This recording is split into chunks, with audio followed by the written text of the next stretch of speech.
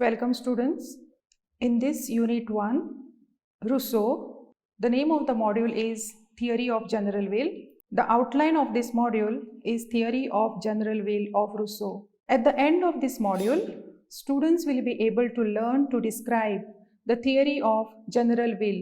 The theory of general will advocated by Rousseau is the most revolutionary, distinguishing, impressive and influential doctrine. It is most original, most interesting and historically the most important contribution of Rousseau to political thought. The problem which confronted Rousseau's men in the state of nature was to find a form of association which will defend and protect the person and goods of each associate, while uniting with all may still obey himself alone and remain as free as before. The general will is Rousseau's term for the sovereign power. According to Rousseau, when the whole community meets in legislative assembly, it expresses in law the will or moral sense of the general or whole community. By moral, Rousseau means that which is in the public interest. Thus, what makes the general will a moral will is precisely its generality. Since members of the community must legislate for the whole community, including themselves, they have every personal interest in making law in the public interest. Rousseau puts the sovereign legislative power in the whole of the community. In other words, it becomes the self-interest of each to promote the public interest of all. To grasp that one's self-interest is the public interest is to recognize that self-love can be expressed by love of country. Thus, in connecting justice and utility, the general will gives political expression to people's natural virtue of compassion, of concerns for others. In this way, reason is united with feeling and political decisions thereby become moral decisions. Thus, according to Rousseau, the association is created by putting his person and all his power in common under the supreme direction of general will and received in corporate capacity as an indivisible part of whole. The association formed by this act is moral, a collective entity having its own identity, life and will. It is called as a public person by Rousseau. Members call this association as state when it is passive and sovereign when it is active. Rousseau's concept of general will is to be understood by bringing out the difference between the term actual will and real will. Every individual, according to Rousseau, possesses two types of wills, actual and real. Rousseau believed that the actual will is selfish, irrational and thinks of the good of the individual alone. Real will, on the other hand, is higher, nobler and supreme and thinks of the well-being of individual and the society. The real will, according to Rousseau, was based on reason and was therefore permanent. The general will is the sum total of all the real wills of the individual, based on reason and far-sightedness of the individuals. Rousseau also distinguished between general will and will of all. The will of all, according to Rousseau, was a majority will, considered the welfare of a few only, and aims at the private interest, and it is the sum of particular wills.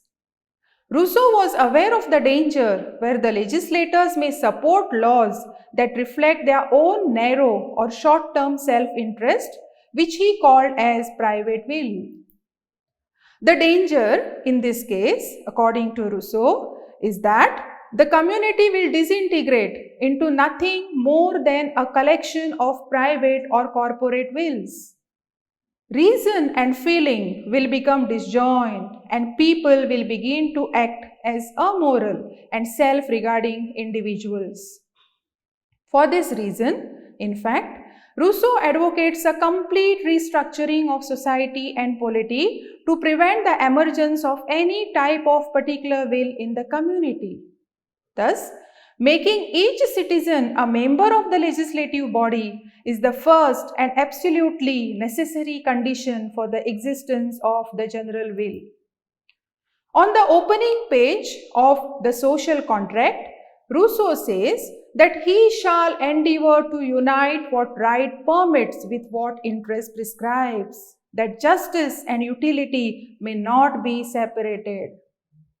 This merging of justice or the public interest and utility or self-interest is the essence of the general will of Rousseau. It is the key organizational principle of Rousseau's ideal state. When self-interest is identical to the public interest, when each citizen has a share of the sovereign legislative power, the need to exercise power is decreased and liberty is maintained. Thus, people, says Rousseau, will willingly obey laws that they themselves have made and they believe reflect a genuine public good. Now let us have a look at the attributes of general will of Rousseau. The general will cannot be divided like the personality of an individual. Like the human will, the general will cannot be represented by anybody else. Therefore, Rousseau believed in direct democracy. The general will is supreme and should be obeyed by everybody in order to be free. The general will is a single unity and cannot be alienated. The general will is always right in the moral sense of reflecting the public good and wills the good of the community. Rousseau says that the liberty is possible for the individual only if he obeys the general will. If a person goes against the general will, he shall be forced to obey the general will for his own good. Thus, Rousseau holds a positive theory of liberty. The idea of positive theory is that freedom cannot be discussed apart from some moral end. Rousseau believed that genuine liberty comprises only those actions that enhance us as moral beings. Thus, conformity to the general will is an expression of liberty, since general will is always moral.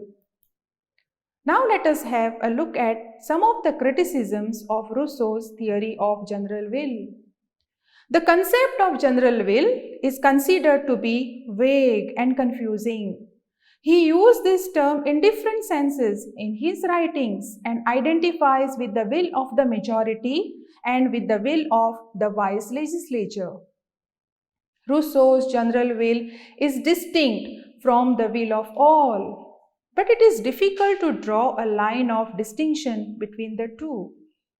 Rousseau's theory implies that the state is a super entity distinct from its organic elements, the individuals. In fact, the interest of the individual and state are identical and not possible to separate the two. Criticisms also challenge the validity of the general will at a theoretical level. Since general will is too ambiguous as an ethical ideal, it is an ideal that lacks any real substance or content. According to some experts like Professor Weber, if the general will is supreme, the social contract is unnecessary and meaningless. And if the social contract is necessary and significant, the general will cannot be supreme. Therefore, social contract theory and theory of general will are contradictory and does not fit in well with each other. Now let us have a look at some of the positive aspects of Rousseau's theory of general will. The concept of general will has been regarded as Rousseau's most profound contribution to political theory. The value of the theory lies in the fact that it asserted the importance of human beings and the need of their cooperation for the smooth working of the state. It helped in the growth of democracy. It emphasized the principle that the social good must get precedence over individual interest and contributed to the growth of idealistic theory of state. Rousseau's theory of general will clearly and directly connects his philosophy to the classical tradition, for the general will affirms on a new basis the classical ideal of the small state or police engaged in moral education and the Aristotelian concept of citizenship as direct involvement in political affairs. Students, these are the references. Thank you.